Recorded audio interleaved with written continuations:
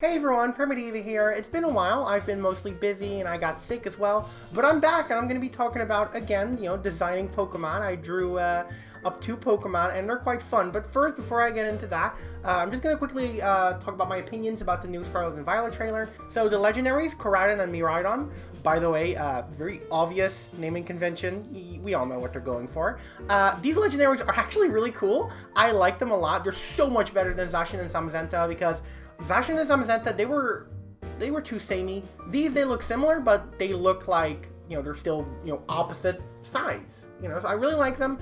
Though one thing I'm a little bit confused about is like, how are they gonna tie, how are they gonna tie into the whole Spanish, Portuguese, Iberian Peninsula thing? I've seen nothing thus far. I mean, Pokemon hasn't talked about it, so, we might get surprised, but I don't know, I was expecting something a little bit more distinctively, to that place in the real world. Also, they apparently got a motorcycle theme going on, which is like, yeah, that's cool, but I don't know how that's gonna, get back to the real life inspiration, and I just think that's really important. Like, Zacian and Zamazenta, they were really boring legendaries design-wise, but they had great lore. They really tied into, like, England and like, the UK and stuff, and that really helped with Galar, and it was just a really nice theme that they had going on there. But, I guess we'll just wait until we get more information from, the Pokemon Company.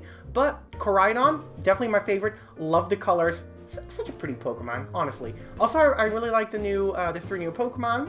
Those are really cool. Pawmi's probably my favorite. It's just really cute. Everyone's talking about Lechonk, but I'm like, nah, man, Pawmi is just a little cute Pikachu clone. It's just fluffy. It just looks really, like, cuddleable. Is that a word? Probably not, but it's just really cute. It's just really cute. Then we also got the professors, which I think is really cool what they're doing with that, like, depending on which version. I just think that's really cool, and, like, I feel like that's something we should have gotten, like, a long time ago. Am I missing something? I guess, like, the new rival, that's cool. The game looks good, get the open world thing going on. The multiplayer, that's really cool. Apart from that, I got not much to say. I mean, everyone's, like, talking about it for, like, 10 minutes straight on YouTube, and I'm just like, nah, that's pretty much it. But let's get into my Fakemon, which I'm quite excited about. I only got 2 this time because, I've been busy, but they are really nice, and I really like them. And yes, I do believe that we are still going to get regional forms in the conventional sense. I've seen some people online, specifically on Twitter, have this idea that we're going to, like, future and past versions, which past versions could work. I think that could work with, like, the Pokemon, how Pokemon are designed. But, like, future, the thing is, like, if you're going to do a past version, you can, like, look at, like, I don't know, let's look at Blastoise, give it, like, an old turtle, design, from way back, and that would be cool. With, like, future, what are you going to do? Are you going to make it a steel type, electric? I don't know, like, I feel like with Pokemon, you can't just make something out of thin air. It's going to have real-life inspiration in there. I feel like that's one of the main things about Pokemon, what makes it so relatable and fun and just creative in general. And I feel like if you're just going to be like, oh, we'll just make something on the spot, yeah, I feel like that's where you really lose the Pokemon element to it all, so I actually really hope they're not going to do that. Alright, so for my new regional Pokemon line, I've used a total of 3 main inspirations. These are all huge, huge dogs from mythology. They're all sort of hellhounds in a sense. We got Urko, we got Pazanta, we also got some dip in there. Allow me to explain. Alright, so first of all, the Urko, this is the biggest inspiration. This is a dog, a huge dog, from Galician and Asturian mythology, and it's commonly associated with death. So what this dog does is that on misty winter nights, it comes out of the bottom of the ocean, which, by the way, the bottom of the ocean is also said to be next to hell, which, ties in really nicely with the original form as well. But this dog has, like, huge chains around it, which it uses to grab humans and drag them with it. So it's kind of like a canine version of the Grim Reaper.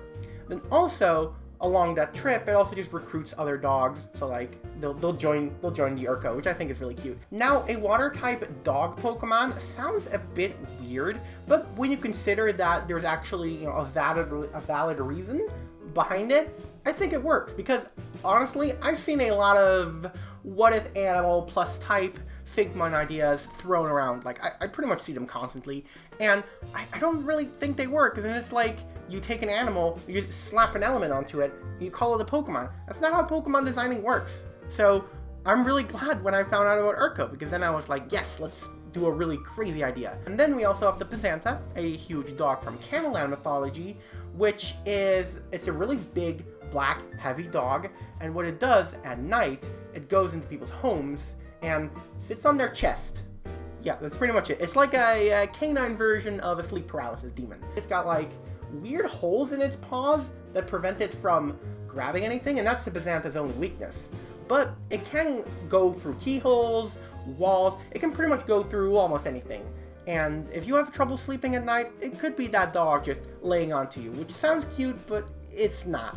But if you wake up though, it'll just run away, so I guess it's really not that dangerous. So these new regional forms are both water type and steel type. And steel type with the Urko kind of worked because, you know, it has those steel chains, but with the Byzanta thrown in there as well, I think it makes a little bit more sense. You know, it's more of it in there, you know. And lastly, there is the Dip, which is a vampiric hellhound from Cantalonian mythology. And what it does is, well, it's pretty much a vampire. It sucks cattle and humans dry. And yeah, it's not that big of a design element in my designs. Just a tiny little bit. The teeth, mainly. That's pretty much it. Considering I never drew canines before, I mainly looked at, you know, simple how to draw dog tutorials on Google, and did 2 sketches of my Houndour.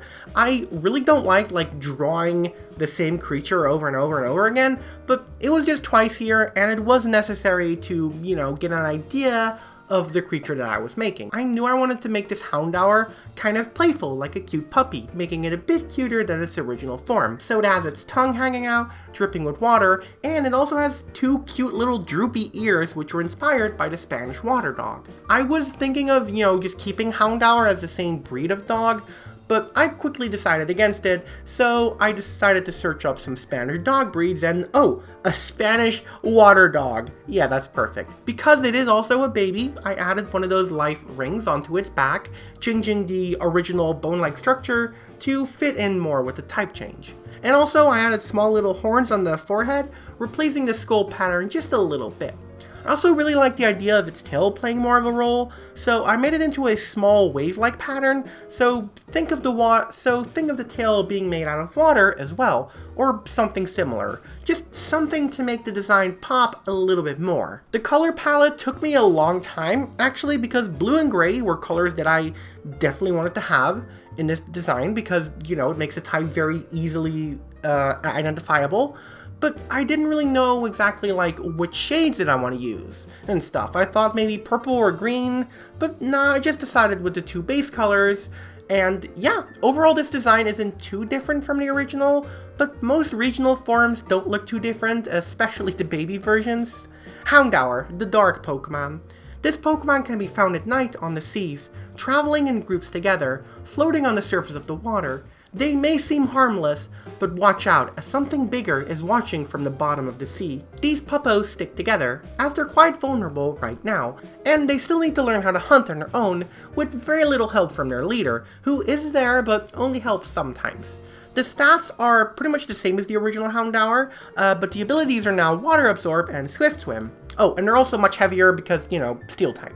Next up is the new variant for Houndoom, and this one took a long time. So at first I almost did a whole drawing for it actually, then I practiced other skills, and then I came back to the design, and I was like, yeah, actually it looks a bit stiff and a bit weird. So what I did is that I just redid the whole thing, with a new pose, some newer design elements, as the original looked too detailed to be a Pokemon. Houndour looked like it was about to jump up, so then it should make sense that Houndoom is jumping up, and attacking, and it's in motion, and it's just much more fluid than my first idea, as if right now its picture is being taken for a dex entry, which I just think is really nice. The small horns of Houndour have extended into these big ram-like horns, and the life ring is gone now, as it can now easily swim on its own, being replaced with 2 rings surrounding Houndoom's body that have watery tendrils flowing from the sides. This is actually Houndoom's own water being manipulated to grab things and, you know, do all kinds of things with it.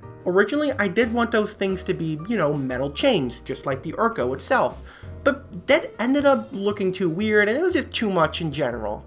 The tail of Houndoom was also originally like sort of a steel cross that pumps out water, but now it's more a proper evolution of Houndour's watery tail, And it also looks more fitting to its biology. It doesn't look like it's just slapped on there because I needed something.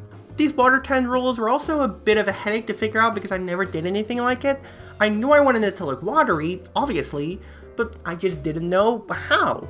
But then a friend reminded me of the Groudon of the Jirachi movie. You know, how it has those floaty tentacles all around it. So I just copied that, added some, amateur Ken Sugimori style onto it, and yeah. Also, this water works very similarly to the Fire of Typhlosion, so when not in battle, it has them inwards, which I just think would be really cool. Oh, except the tail, of course, which is a slightly darker color, so you can more easily distinguish it from the rest. There's also some minor water details on the mouth and nose. I just added those because I think they look cool. The rings on its legs are also inspired by the Pisanta's hold paws. This is now Houndoom's most exposed weakness. Houndoom, the dark Pokemon. These Pokemon are found at the bottom of the sea, guiding smaller Houndour as they grow up. Researchers believe that these Pokemon evolved to be this way due to the stronger competition on the land, so they had to spend more time around murky and dark waters to hunt fish, until they eventually evolved. They use their water like arms for communication, manipulation, and offense. Through the combination of steel and water, their aquatic tendrils can slice through anything. So these Pokemon couldn't get their food the usual way, so they went on to a new source. And with their fire abilities at first, it was easy to grill fish, but over time they did lose their fire abilities in favor of traversing the water better. Their newly gained steel typing helps them with defending themselves in the ocean, and also gives them a stronger bite force. Houndoom might miss its signature fire now that can make your whole body feel like it's burning forever, but why would you need that when now it can just use its water mixed with steel particles to slice you down, or just bite you in half with its heavy metal chompers. It also has a new move called a floating slice, where it uses its arms to slice. This is a move that will either do special or physical damage, depending on whether the opponent has lower special defense or defense. And it's a 100 base power move. And yeah, those are the designs. I'm honestly really happy with them, and I love the idea of turning a fire type into a water type. It's just opposite. It's just really cool to do, and I'm just really happy about them. Yeah, that's all I can really say. I hope y'all enjoyed watching me draw these as well. And next time, I'm probably gonna do evolutions for the new Pokemon that we've been shown thus far. And if we get another trailer, well, I guess I'll do all of them. Maybe. I don't know.